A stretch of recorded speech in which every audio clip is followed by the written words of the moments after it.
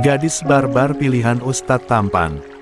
Bab 024. Zaujati tidurnya di atas kasur aja ya. Di atas empuk. Ayo saya bantu kamu untuk naik ke atas. Dia mengusap rambut istrinya dan menepuk punggungnya dengan pelan. Bangun Zaujati, takut nanti kamu terbangun badanmu pegal loh karena tidur di lantai. Yulia mengerang sesaat. Nggak mau, posisi kayak gini enak untuk tidur apalagi tubuh Ustadz hangat banget. Jangan ganggu aku, biarkan aku tidur seperti ini. Ikram akhirnya menyerah. Dia yang masih duduk dengan kepala Yulia di atas pangkuannya. Jujur saja tubuhnya pegal, apalagi punggungnya ingin sekali dia rebahkan. Tapi tidak jadi masalah, ia sanggup duduk seperti ini sampai azan subuh berkumandang. Asalkan istrinya tidur dengan nyaman. Hari ini banyak ujian yang Allah berikan pada istri kecilnya ini, dan biarkan dia tidur nyaman sekarang. Masih banyak waktu menanti azan subuh. Ikram kembali membuka mushafnya itu lalu mulai melanjutkan murojaahnya. Ikram tentu saja takut hafalannya lupa, karena itulah ia sering murojaah di waktu senggang seperti ini. Ustadz elus lagi kepalaku, pinta Yulia setengah sadar. Ikram menurut mengusap lembut surai indah istrinya, dan pandangan serta pikiran yang fokus pada murojaahnya. KEKKERRIK. Kedua mata lentik Yulia terbuka saat seluruh tubuhnya sakit semua. Dia merentangkan kedua tangannya hingga tulangnya bersuara. Krek. Tubuhnya masih terasa sakit untuk ia gerakan, apalagi waktu subuh ini ia harus mengambil air untuk berwudu. Jika tidak tentunya ada pria yang selalu mengaturnya, siapa lagi kalau bukan Ustadz Ikram. Pasti rasanya akan perih jika terkena air seperti saat dirinya harus salat maghrib juga salat isya.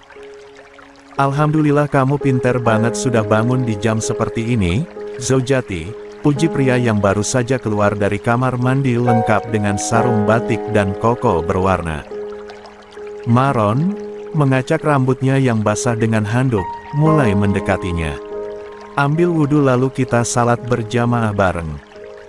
Bibir Yulia manyun, dia mengacak rambutnya yang tergerai lalu menatap luka lebam di tangannya.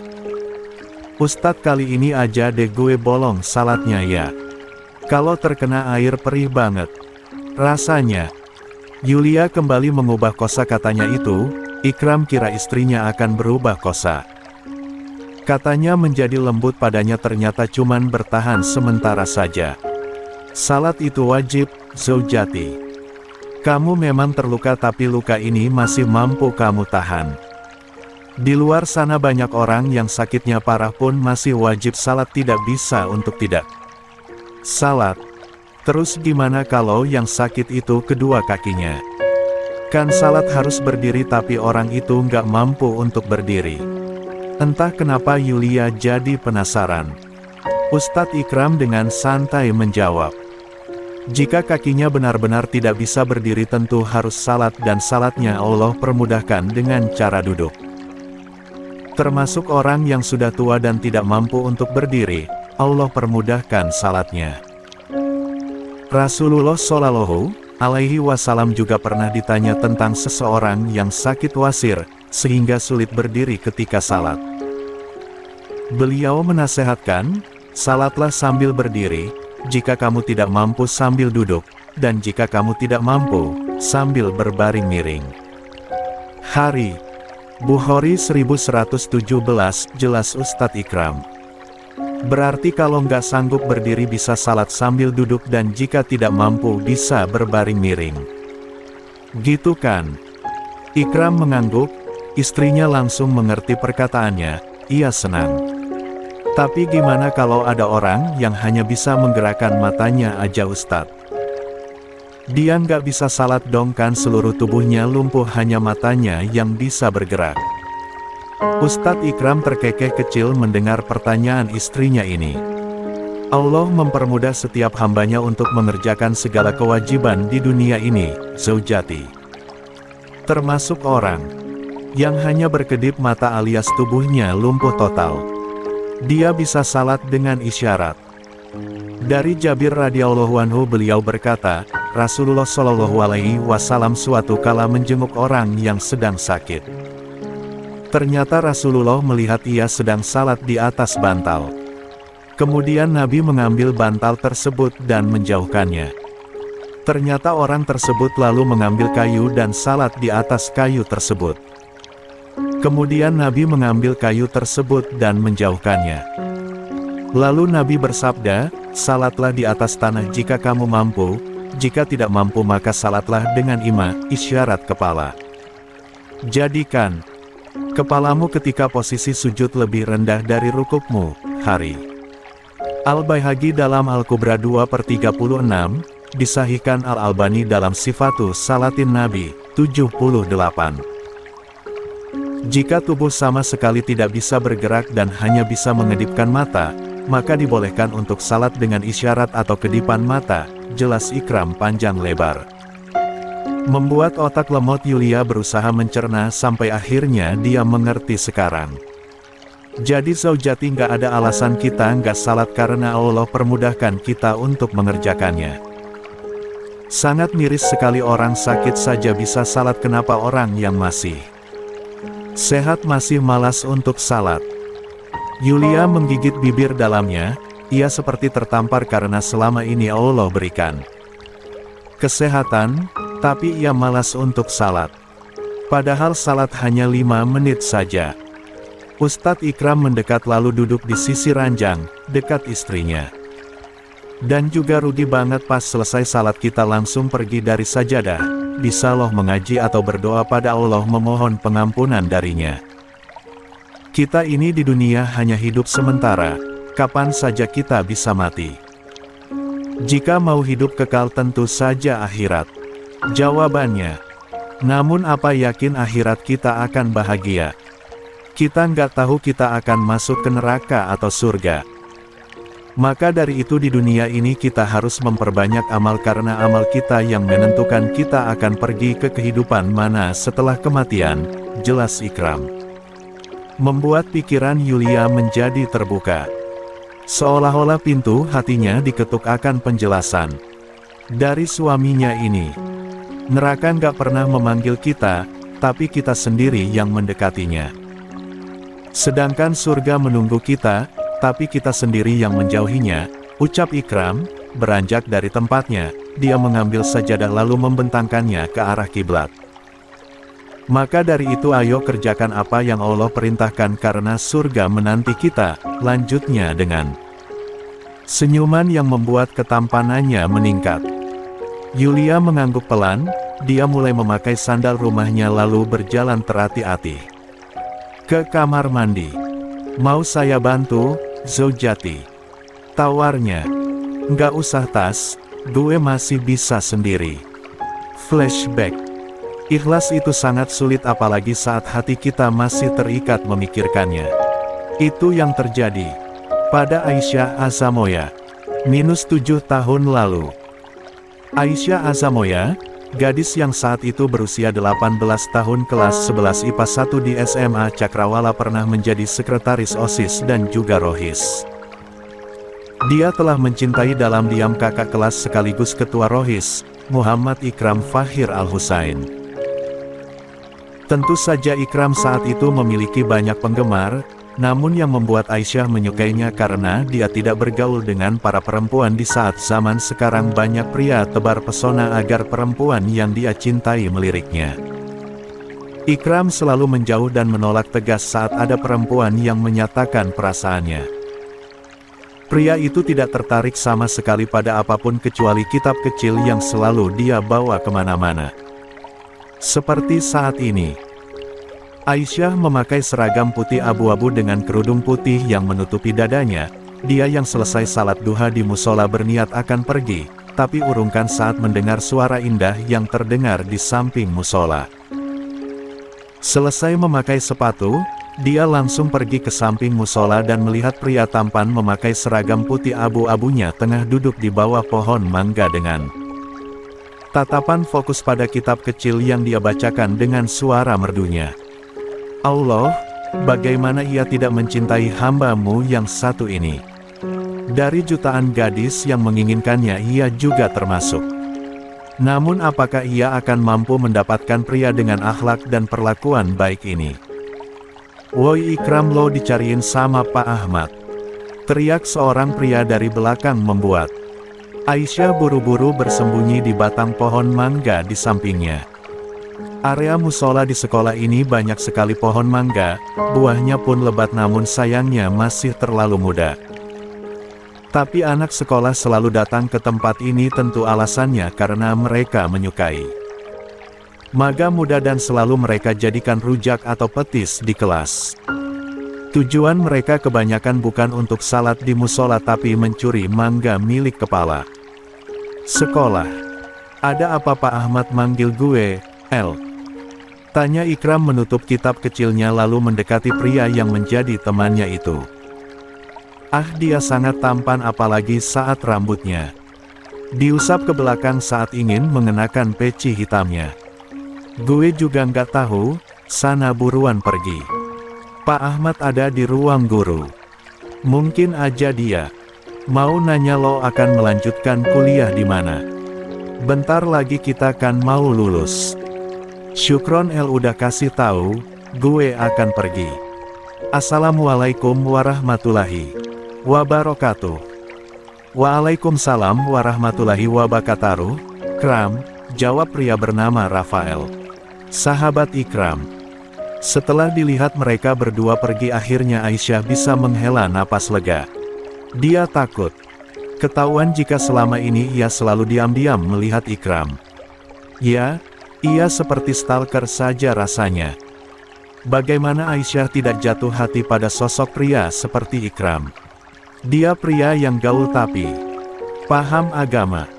Sangat langka di zaman sekarang pria seperti Ikram ia temui. Ikram tidak pernah tertawa apalagi tersenyum pada orang lain, dia juga irit bicara. Selalu bicara ketika penting saja. Dia adalah ketua OSIS sekaligus rohib yang tegas, kebanggaan semua guru. Tentu saja juara kelas selalu dia dapatkan. Ikram adalah pria yang sulit untuk didekati, dia akan kabur kemanapun asalkan menjauh dari para perempuan. Atau kadang jika sudah kesal dia akan terang-terangan berkata pedas karena dia risih. Sepulang sekolah seperti biasa Aisyah pulang maupun pergi ke sekolah selalu memakai sepeda. Sayangnya kali sepedanya rusak, rantainya sampai putus mungkin karena sudah lama ia tidak mengganti rantai yang sudah berkarat itu. Bagaimana ini? Jika aku telat pasti bunda khawatir, cemas Aisyah berjalan mondar mandi. Dia menatap sekolah di sebelah sekolahnya, di mana itu sekolah adiknya. Sekolah Cakrawala berdampingan dengan SMP Wismagama, sekolah yang adiknya kini tempati. Yulia udah pulang atau belum ya? Gumamnya bertanya-tanya. Sepertinya belum, aku akan pergi ke sekolah Yulia lalu minta numpang di sepedanya. Dan sepeda ini aku akan titipkan dulu di penjaga sekolah agar nanti ayah yang bawa ke bengkel. Aisyah sudah berniat memasukkan sepedanya itu tapi tiba-tiba suara dari samping membuatnya tertegun. Sepeda lo rusak? Tanya Ikram padahal dia tahu itu. Dia canggung dan tidak tahu harus berkata apa. Aisyah mengerjap, dia menggigit bibirnya dalam-dalam berusaha untuk menyembunyikan senyumannya. Lalu dia hanya bisa mengangguk. Iya Kak Ikram, entah kenapa rantainya tiba-tiba putus. Ini aku akan simpan ke dalam, nanti biar ayahku yang membawanya ke bengkel. Demi apapun ini pertama kalinya baginya bisa mengobrol langsung dengan Ikram. Walaupun ia sekretaris rohib tetap saja Ikram tidak pernah mengajaknya mengobrol. Dia lebih sering memerintah pada wakil ketuanya yaitu Rafael untuk berdiskusi dengannya. Kalau gitu lo bisa bawa sepeda yang gue pakai. Sepeda lo biar gue yang bawa ke bengkel. Insya Allah gue ikhlas.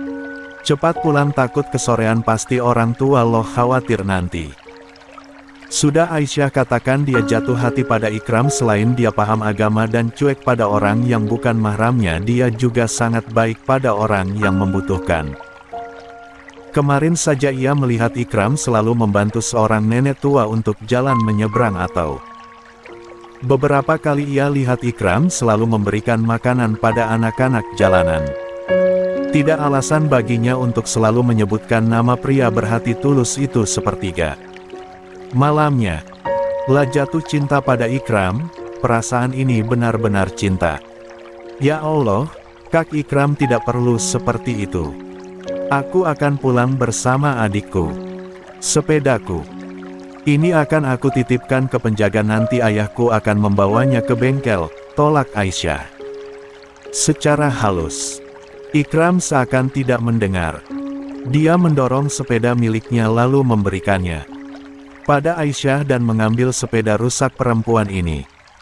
Besok jam 7 pagi insya Allah sepedanya sudah ada di dalam gerbang. Kalau gitu gue pergi. Assalamualaikum. Ikram pergi begitu saja sambil mendorong sepeda yang rantainya putus itu. Dia hanya ingin berbuat baik pada orang yang tengah kesulitan, bukan bermaksud apa-apa. Dirinya senang melakukan kebaikan karena setiap kebaikan yang dia lakukan akan ada pahala yang tercatat di buku amalnya. Aisyah hanya bisa terpaku menatap punggung tegap pria yang memakai putih abu-abu dan peci hitam di atas kepala itu yang perlahan menjauh dari pandangannya. Aisyah. Aisyah sadar oi. Hei Aisyah. Teriakan dan juga tepukan di pipinya membuat Aisyah tersentak kaget. Dia mengerjap matanya beberapa kali lalu menatap Ustazah Dania sekaligus temannya ini. Menatap sekitar, ternyata ia berada di ruangan guru. Astagfirullahaladzim, maaf Dania, aku melamun, ringisnya. Aisyah melamun dan dia teringat pada kejadian 7 tahun lalu di mana pertama kalinya Ikram mengobrol dengannya dan membantunya memperbaiki sepeda miliknya. Kejadian itu berhasil membuatnya semakin mencintai pria yang kini menjadi adik iparnya. Hayoloh, mikir apaan kamu Syah? Mikirin ustadz yang pernah ngajak kamu ta'arufan tapi kamu tolak ya. Goda perempuan yang mengenakan abaya biru dan kerudung putih sebatas pinggang itu. Siapa namanya? Ah iya, Ustadz Hasan. Aisyah tertawa sambil menggeleng. Aku teringat masa-masa SMA ku Dania. Hanya itu yang aku lamunkan sejak tadi. Ah iya, ada apa memanggilku tadi? Astagfirullah, hampir lupa. Itu di luar pada heboh loh, ada guru baru yang akan mengajar menggantikan Ustadz Rudi. Aisyah berdecak kesal. Kirain apaan? Itu tidak penting. Memangnya kenapa juga jika ada guru baru? Wajar toh kan Ustadz Rudi mengundurkan diri dari pesantren, gak ada ngajar lagi karena beliau udah tua. Dania menepuk pundak Aisyah dengan heboh. Masalahnya itu pria yang akan mengajar dan menggantikan Ustadz Rudi sangat tampan, masih muda lagi, dan kamu pasti kenal orangnya. Aisyah tidak tertarik. Dia menatap jam dinding yang menunjukkan pukul 6.20 waktu Indonesia Barat. Hari ini pesantren An-Nur setiap sebulan sekali selalu mengadakan kajian rutin para santri, juga orang-orang di luar pesantren bisa ikut bergabung. Akan ada banyak orang dan gerbang pesantren pun akan terbuka untuk mereka yang ingin mendapatkan ilmu. Pastinya pada ustadz dan ulama banyak yang diundang di acara pesantren pagi ini. Apalagi nanti malam masih berlanjut. Cek kamu benar-benar ya Syah. Pantesan di umurmu yang masih 24 tahun dan bentar lagi 25 tahun masih jomblo. Kamu ini orangnya nggak suka pria. Bukan nggak suka, tapi apa untungnya coba heboh sendiri jika ada ustadz baru di pesantren kita. Ya ini beda Syah. Greget Dania pada sahabatnya ini. Pria yang menggantikan Ustadz Rudi itu alumni SMA Cakrawala. Itu loh yang pernah menjadi wakil ketua Rohis, namanya Rafael. Kata orang-orang dia baru saja kembali dari Kairo Mesir dan berhasil lulus di sana. Bareng siapa itu? Ah, iya bareng Ustadz Ikram yang sekarang udah jadi suami adik kamu. Deh. Pulpen yang ia pegang seketika terlepas dari tangannya. Rafael, tentu saja Aisyah tahu siapa pria itu. Dia adalah sahabat semasa SMA dengan Ikram sampai sekarang. Bahkan mereka kuliah di Kairo, Mesir bersama-sama dan lulus bersama. Kenapa Rafael ingin mengajar di pesantren An-Nur? Aisyah, kenapa kamu bingung? Pria itu dulu menjadi kakak kelas kita di SMA Cakrawala, masa kamu lupa? Kamu kan dulu sering mengobrol dengan Kak Rafael membahas masalah rohis. Wah, apakah dia jodoh kamu? Tunggu, mungkin saja Rafael ingin mengajar di sini. Karena ada kamu. Dan ia heboh sendiri, sedangkan Aisyah masih fokus pada pikirannya yang entah kenapa sangat cemas.